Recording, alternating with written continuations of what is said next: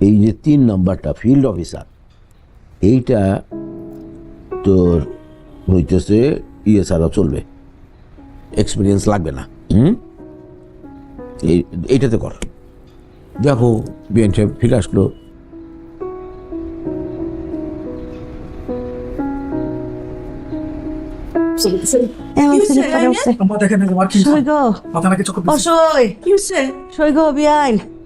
আমার মাথা ফাঁক ধরছে। হ্যাঁ ডাক্তার, আমি বলছি কলেজে হাসপাতালে ডাক্তার লাগতো না গো সই।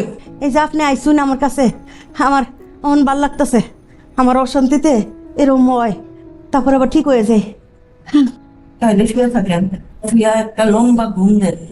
ঘুমাইলে চলবো বিয়াই?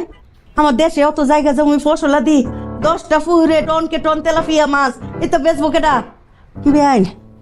হ্যাঁ কাম করে করেন, আগে তো শোন।